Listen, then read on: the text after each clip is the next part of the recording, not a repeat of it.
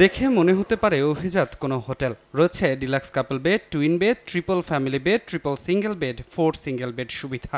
ভাড়াও সাধ্যের মধ্যে, রুম ভেদে সর্বনিম্ন ৩,০০০ থেকে ৪,০০০ টাকা।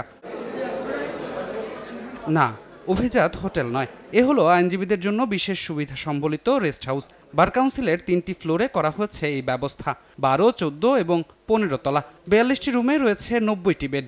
আছে খাবারের জন্য বিশেষ ক্যান্টিন। এতদিন ঢাকার বাইরে থেকে আসা আইনজীবীদের ছিল এক রাত থাকার জায়গার অভাব। বাড়তি খরচ হলেও ছিল না প্রয়োজনীয় সুবিধা। উদ্বোধনী অনুষ্ঠানে আসেন ২ উপদেষ্টা সহ অন্যান্য আইনজীবীরা।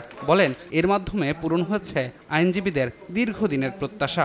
আমাদের এখানে ৯২টি বেড আছে।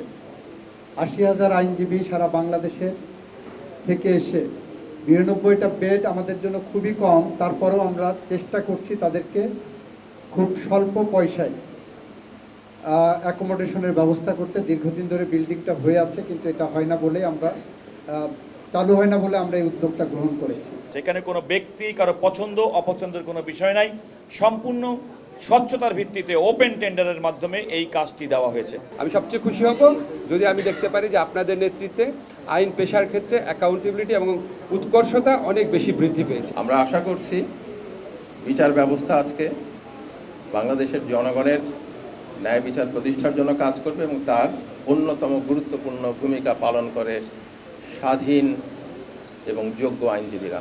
ভবিষ্যতে বার কাউন্সিল আইনজীবীদের সুবিধার্থে আরও উদ্যোগ নেবে, এমনটাই আশা সকলের। ধ্রুব ব্যানার্জি, সময় সংবাদ, ঢাকা।